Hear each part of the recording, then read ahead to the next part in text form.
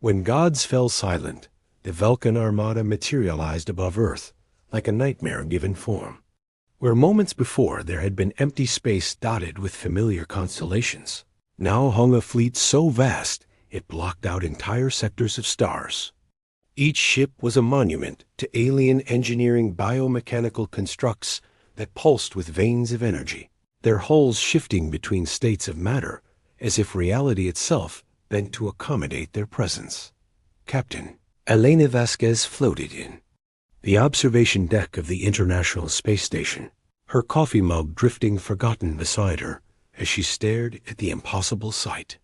She'd been a pilot for 20 years, had seen Earth from orbit countless times, but nothing had prepared her for this moment when her home world suddenly looked so small, so vulnerable. Control, this is ISS. Are you seeing this? Her voice cracked across the cone channel, but only static answered. Below her, city lights began winking out in perfect geometric patterns. The first harvester descended over New York like a metallic storm cloud, its underside crackling with energies that turned the Hudson River to steam. Elena watched in horror as the Empire State Building simply ceased. Not destroyed, not collapsed. It was there one moment and gone the next, as if it had never existed. The same happened to the Statue of Liberty, to Central Park, to millions of people who vanished in complete silence. When the ice shuddered and began breaking apart around her, Elena had barely enough time to reach the escape pod before the stations. Hull cracked like an eggshell. She plummeted through re-entry, watching her world burn through the pod's viewport. The planet she'd circled dozens of times was transforming into something alien and hostile. Her pod crashed in what used to be Queens, now a crystalline wasteland where the Vulcans had begun their terraforming process. Elena crawled from the wreckage, her pilot's training keeping her alive through sheer muscle memory. The air tasted of copper and ozone, and in the distance, she could hear sounds no human throat could make the hunting calls of her new masters. 3 days she hid in the ruins, drinking rainwater and eating emergency rations while processing the impossible truth. Earth had fallen. Not gradually, not after a long war, but in a matter of hours. The Vulcans hadn't conquered. Humanity, they'd collected it. She learned the extent of their efficiency when she encountered her first sorting facility. Hidden in the rubble of a collapsed overpass, Elena watched through binoculars as humans were herded into massive biomechanical processing centers.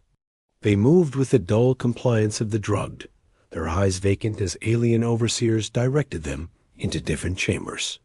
Through broken radio chatter, she pieced together the system. The Vulcans had categorized humans into various utility groups: the physically strong for manual labor in their terraforming projects, the intelligent for their research facilities, the young for long-term conditioning programs. The rest were processed for biological matter. The Vulcans were nothing if not efficient, but something was wrong with their perfect system.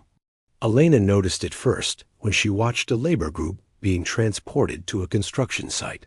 The humans moved with that same drugged compliance, but their eyes were alert, watching. Learning she followed them to their temporary holding facility, a converted subway tunnel that the Vulcans had fitted with basic life support.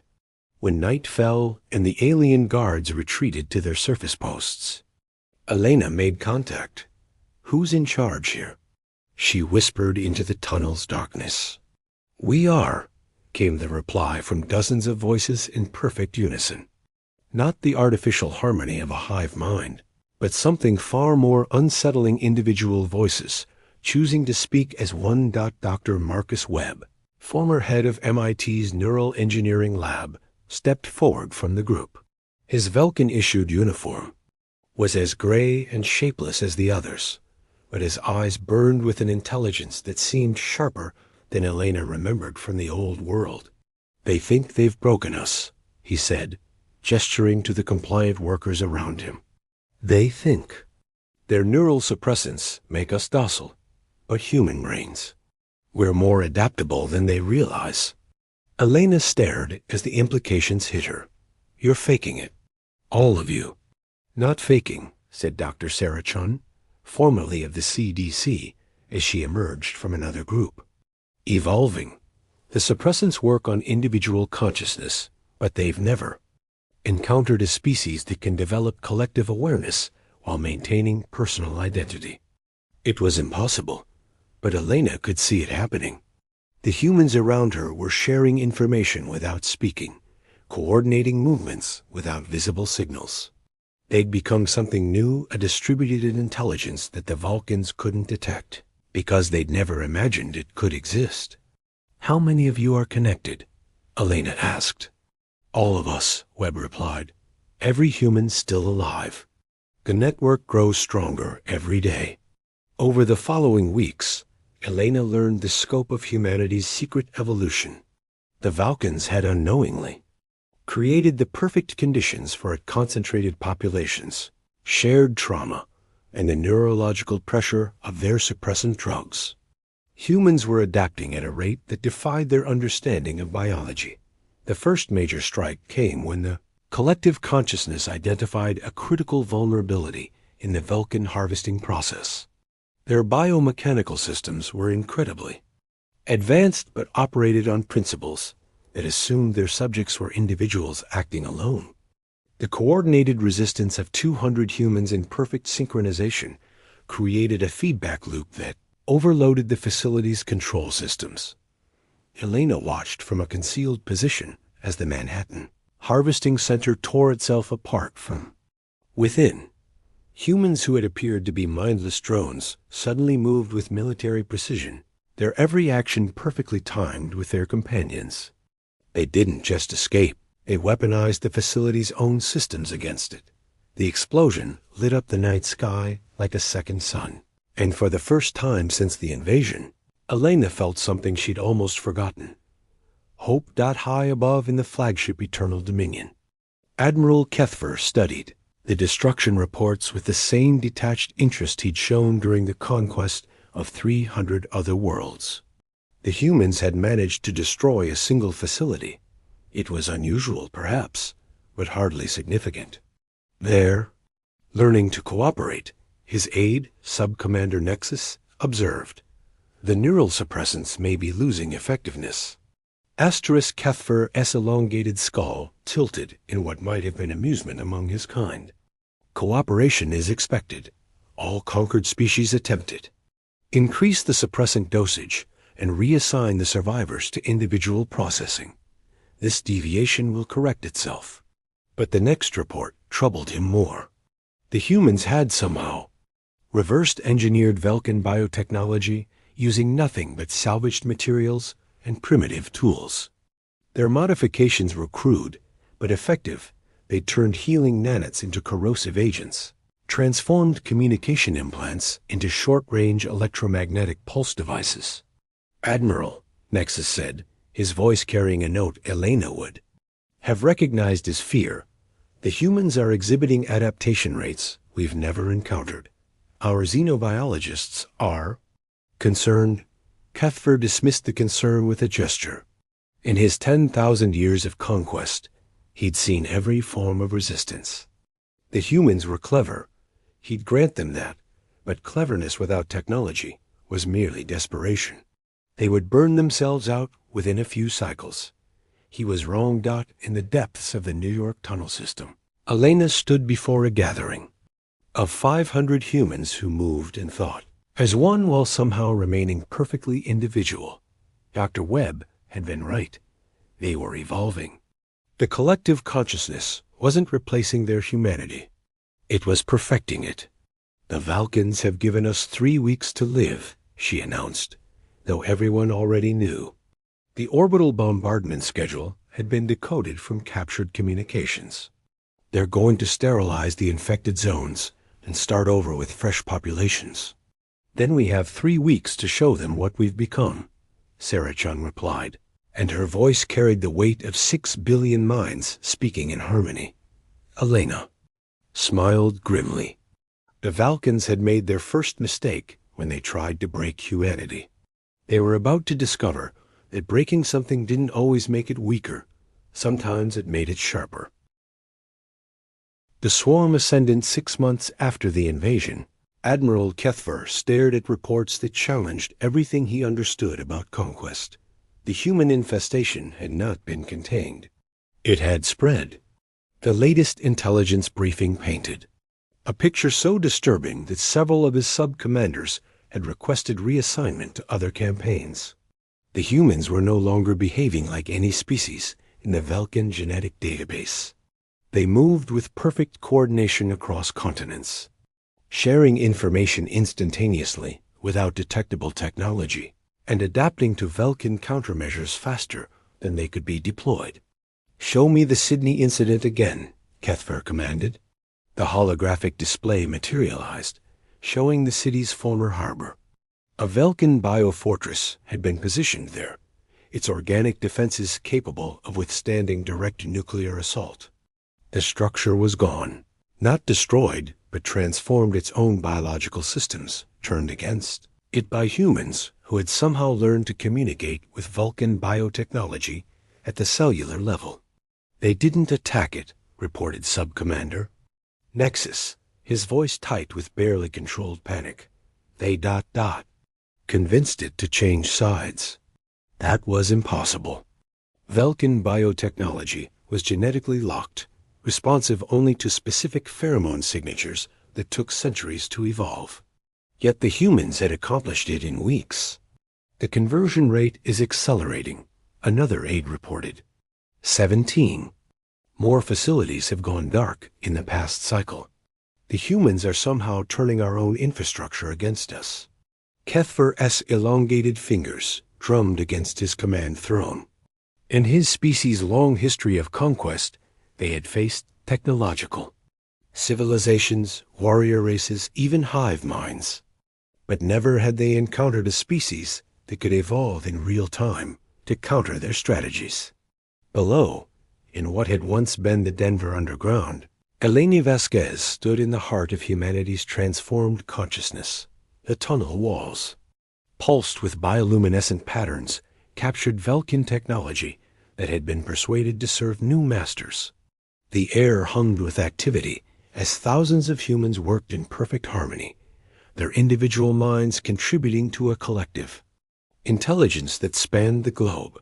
Dr. Sarah Chun approached, her appearance subtly changed by months of integration with alien biotechnology. Her eyes held flecks of silver that pulsed in rhythm with the tunnel walls, and her movements carried an inhuman precision that somehow made her more, not less, human. "The neural mapping is complete," she announced, her voice carrying harmonics that Elena's enhanced hearing could detect. "We understand their biology now, not just how it works, but how it thinks." Elena nodded, accessing the shared knowledge instantly. The Vulcans weren't just conquerors, they were part of a galactic ecosystem where biological technology had replaced mechanical engineering. Their ships, their weapons, their very bodies were all part of an interconnected organic network that they controlled through biochemical signaling. But the humans had learned to speak that language. "Project Prometheus is ready," reported Dr. Webb from his position at a biomechanical console that had grown from the tunnel floor like a coral reef. "We can begin the integration process." Elena felt the collective consciousness consider the proposal. Integration meant taking the final step, fully merging human neural architecture with Vulcan biotechnology. It would make them something new, something that had never existed before. There would be no going back. "Do it," she said, and her decision was echoed by 6 billion voices speaking as one.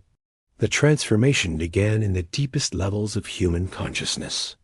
Captured Vulcan nanits, reprogrammed through techniques that no individual human could have developed, spread through the global network of connected minds. But instead of suppressing human thought, they enhanced it, creating new neural pathways that allowed for processing capacities beyond anything the Vulcans had imagined possible. Admiral Kethver felt the change as a tremor in his fleet's biosystems. Something was wrong with the planetary interface. The organic components of his ships were reporting anomalous readings from the surface, patterns that suggested large-scale biological activity that shouldn't have been possible given the human population's supposed containment. Admiral, Nexus's voice was strained. We're detecting massive neural activity across all continents. The humans ... They're not just cooperating anymore. They're becoming something else. The first sign of the new reality came when every Vulcan facility on Earth went silent simultaneously. Not destroyed, not abandoned, simply no longer responding to fleet commands. The biomechanical structures were still functional, but they had new masters. Elena stood in Times Square, or what Times Square had become. The Vulcan terraforming equipment had been coaxed into creating something entirely new, a garden of living crystal and organic metal that pulsed with the rhythm of human thoughts.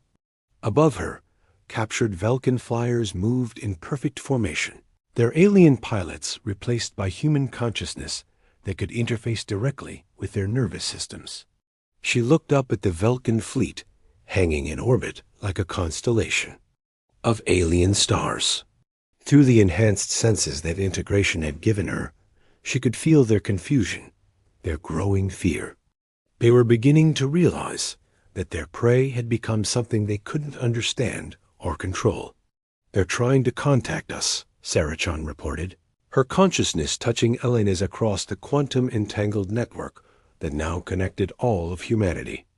"Kethver wants to negotiate." Elena smiled, an expression that somehow contained the satisfaction of 6 billion minds.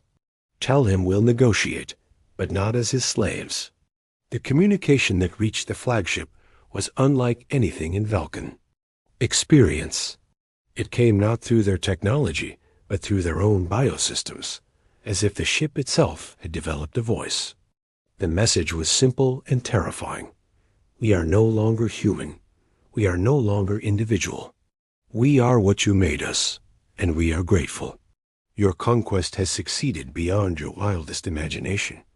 You have created your successors." Admiral Kethver, for the first time in his centuries of existence, felt something approaching panic. The humans hadn't just resisted, they had transcended. They had used Vulcan technology to become something that his species' greatest philosophers had only theorized about, a collective consciousness that maintained individual identity while achieving perfect unity. "Admiral," Nexus reported, his voice barely controlled, "they're not just on Earth anymore. We're receiving reports from the outer colonies. The humans ... they're in our networks. They've been spreading through our own communication systems for months." The truth was devastating.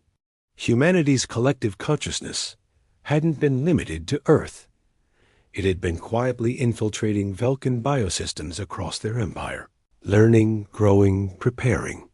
Every world they had conquered was now host to the infection of human consciousness. "What do they want?" Kethver asked. The answer came from everywhere at once, from the ship's walls, from the air itself, from the very atoms that made up his being. "To thank you, and to show you what we've learned." Elena felt the moment when humanity's transformation reached critical mass. Across the galaxy, on every world the Vulcans had touched, human consciousness bloomed like flowers in an alien spring. They didn't destroy the Vulcan Empire. They absorbed it, transformed it, made it part of something greater. The Vulcans, for all their technological supremacy, had made one fatal error. They had assumed that conquest was about domination. But humanity taught them a different lesson. Sometimes the conquered species wasn't the one that lost. Standing in her transformed city, surrounded by the living architecture of a new world, Elena Vasquez smiled up at the stars. The Vulcans had come to harvest humanity. Instead, they had planted the seeds of their own transformation. The age of conquest was over. The age of symbiosis had begun. And at its heart, in perfect harmony across the cosmos, 6 billion human minds whispered the same truth. We are still here. We are still human. We are more than you ever imagined we could be.